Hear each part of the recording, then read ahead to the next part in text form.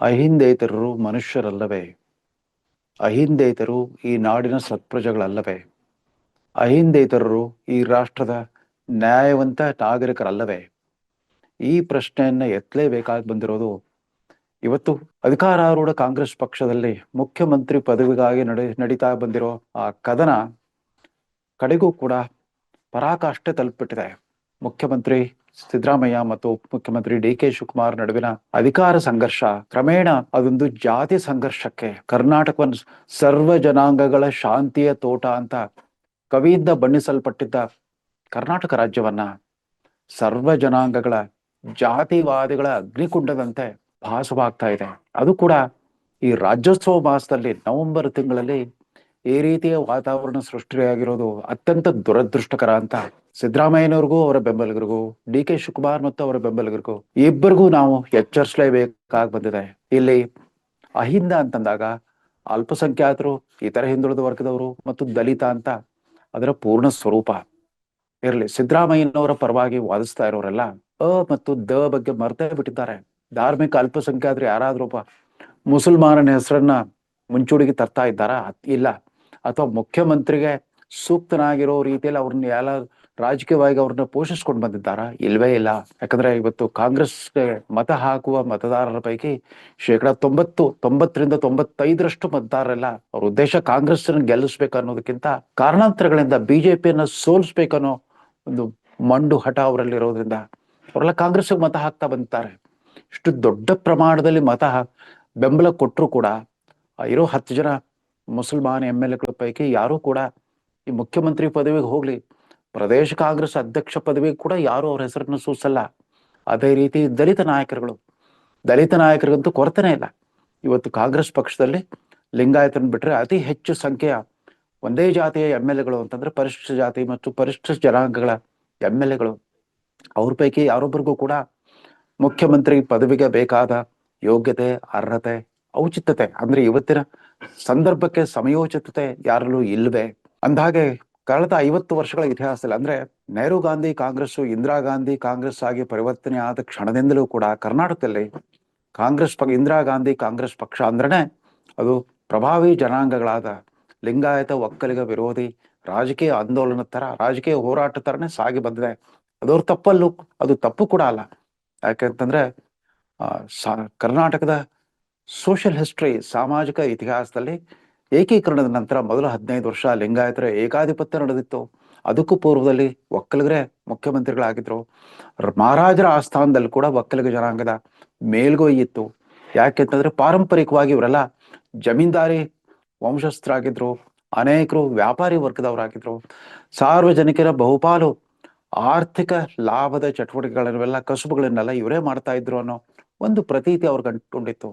ಹೀಗಾಗಿ ರಾಷ್ಟ್ರ ಮಟ್ಟದಲ್ಲಿ ಕಾಂಗ್ರೆಸ್ ವಿಭಜನೆ ಆದಾಗ್ಲೂ ಕೂಡ ಅದೇನೋ ಕಾಕತಾಳೀಯವೇನೋ ಅವತ್ತಿನ ಪ್ರಧಾನಮಂತ್ರಿ ಇಂದಿರಾ ಗಾಂಧಿ ಅವ್ರಿಗೆ ಎದುರಾಳಿಯಾಗಿ ಮುಖ್ಯವಾಗಿ ಕಾಣಿಸ್ಕೊಂಡಿತ್ತು ಅವತ್ತಿನ AICC ಅಧ್ಯಕ್ಷರಾಗಿದ್ದ ಕರ್ನಾಟಕದ ಮಾಜಿ ಮುಖ್ಯಮಂತ್ರಿ ಸಿದ್ದವನಹಳ್ಳಿ ನಿಜಲಿಂಗಪ್ಪನವರೇ. ಅವರು ಕೂಡ ಲಿಂಗಾಯತರಾಗಿದ್ರಿಂದ ಕರ್ನಾಟಕದಲ್ಲಿ ಲಿಂಗಾಯತೇತರ ಜಾತಿ ಜನಾಂಗಗಳ ಸಂಘಟನೆ, ರಾಜಕೀಯ ಸಂಘಟನೆ ಅದೊಂದು ಚಾರಿತ್ರಿಕ ಅನಿವಾರ್ಯತೆ ಅಂತ ನಡೆದೋಗ್ಬಿಟ್ಟಿತ್ತು. ಅದೆಲ್ಲ ಅದಾಗಿ ಸಾಕಷ್ಟು ನೀರು ಹರಿದು ಬಿಟ್ಟಿದೆ. ಈ ಮಧ್ಯೆ ಕರ್ನಾಟಕದ ಕಾಂಗ್ರೆಸ್ ಪಕ್ಷದಲ್ಲಿ ಅಂದ್ರೆ ಇಂದಿರಾ ಗಾಂಧಿ ಕಾಂಗ್ರೆಸ್ ಆದ ನಂತರ ವೀರೇಂದ್ರ ಪಾಟೀಲ್ರು ಒಬ್ಬರಿಗೆ ಮಾತ್ರ ಮುಖ್ಯಮಂತ್ರಿ ಆಗುವ ಅವಕಾಶ ಸಿಕ್ಕಿತ್ತು. ಅದು ಕೂಡ ಕೇವಲ ಜಾತಿ ಕಾರಣಕ್ಕಾಗಲ್ಲ. ಅದರ ಹಿಂದಿನ ವರ್ಷವೇ ಅವತ್ತಿನ ಪ್ರಧಾನಮಂತ್ರಿ ಮತ್ತು AICC ಅಧ್ಯಕ್ಷ ರಾಜೀವ್ ಗಾಂಧಿಯವರೇ ವೀರೇಂದ್ರ ಪಾಟೀಲ್ರನ್ನ KPCC ಅಧ್ಯಕ್ಷರು ಮಾಡಿದ್ರು. ವೀರೇಂದ್ರ ಪಾಟೀಲ್ರು ಹೆಚ್ಚು ಭಾಷಣಗಳನ್ನ ಮಾಡದೇನೆ ಅವತ್ತು ಕರ್ನಾಟಕದಲ್ಲಿ ಸುಮಾರು 6.5 ವರ್ಷಗಳ ಕಾಲ ಜನತಾ ಸರ್ಕಾರದ ಆಧಿಪತ್ಯ ನಡೆದಿತ್ತು. ರಾಮಕೃಷ್ಣ ಹೆಗಡೆ, ತದನಂತರ ಬೊಮ್ಮಾಯಿಯವರೇ ಮುಖ್ಯಮಂತ್ರಿ ಆಗಿದ್ರು. ಆ ಅವಧಿಯಲ್ಲಿ ಕಾಂಗ್ರೆಸ್ಗೆ ಅದರ ಅಧಿಕಾರಕ್ಕೆ ಕಡಿವಾಣ ಬಿದ್ದಿತ್ತು. 83ರಿಂದ 89ರವರೆಗೂ ಅವ್ರಿಗೆ ರಾಜಕೀಯವಾಗಿ ಅಧಿಕಾರ ಸಿಕ್ಕಿರ್ಲಿಲ್ಲ.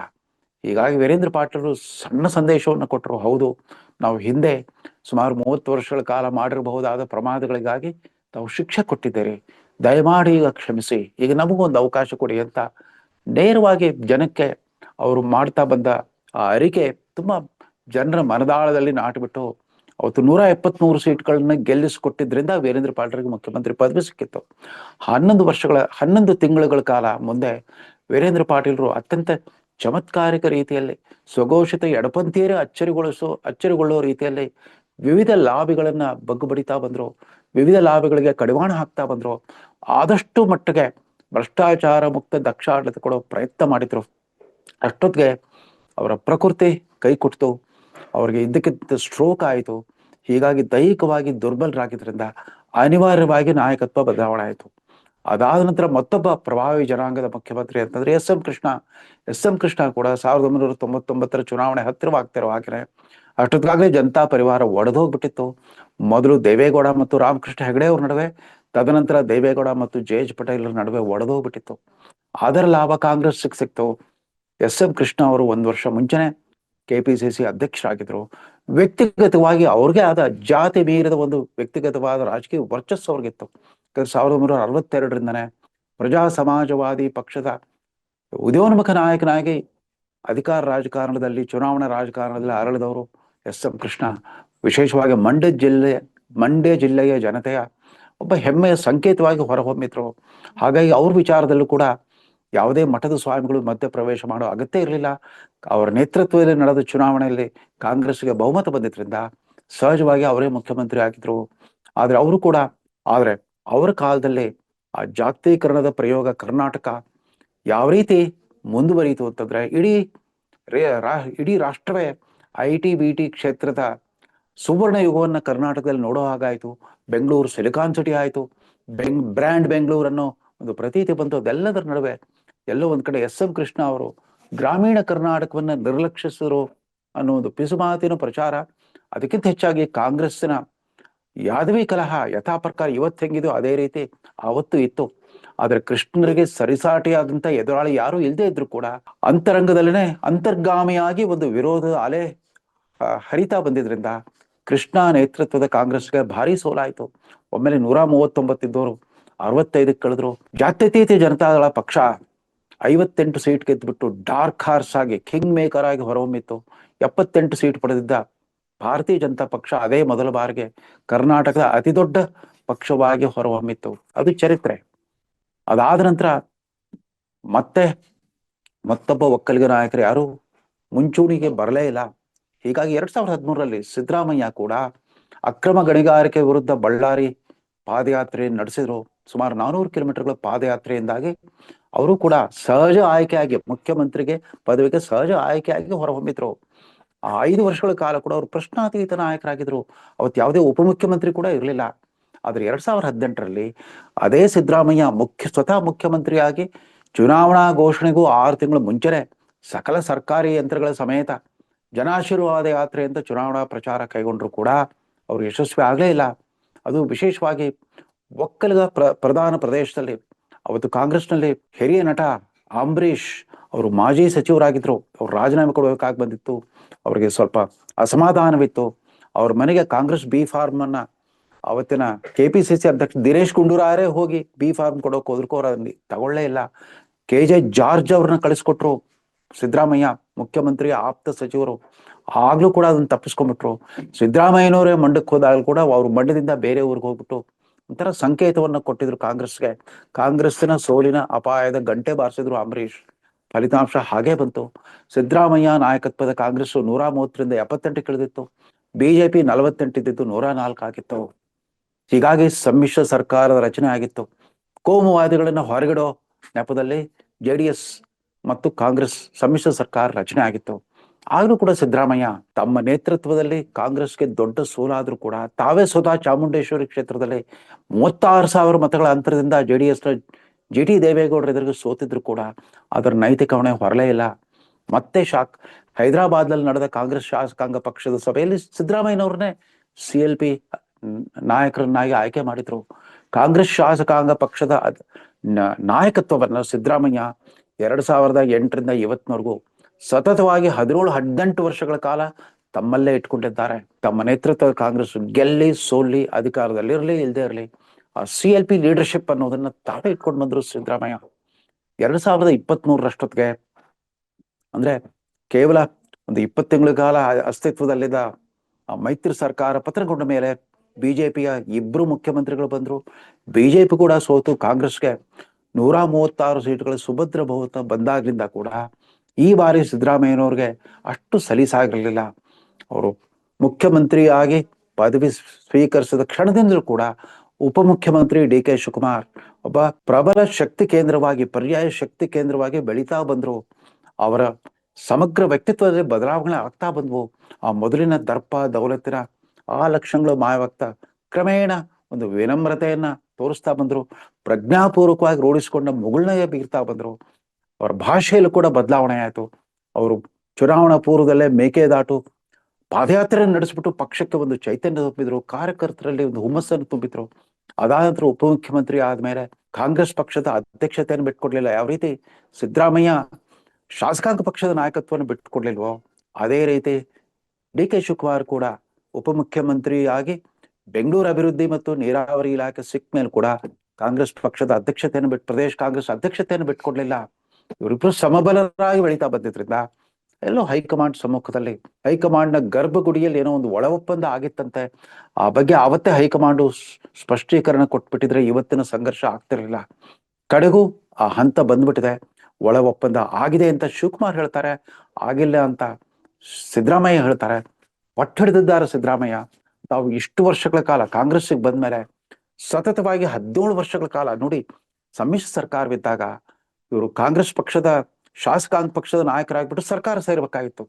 ಆದ್ರೆ ಅವತ್ತು ಮುಖ್ಯಮಂತ್ರಿ ಪದವಿಯನ್ನ ಕಾಂಗ್ರೆಸ್ ಪಕ್ಷವೇ ಕುಮಾರಸ್ವಾಮಿ ಅವ್ರಿಗೆ ಒಪ್ಪಿಸಿದ್ರಿಂದ ಕುಮಾರಸ್ವಾಮಿ ಅವರ ಕೈ ಕೆಳಗೆ ಉಪಮುಖ್ಯಮಂತ್ರಿ ಅಥವಾ ಮಂತ್ರಿಯಾಗಿ ಕೆಲಸ ಮಾಡೋ ಮನಸ್ಸಿರ್ಲಿಲ್ಲ.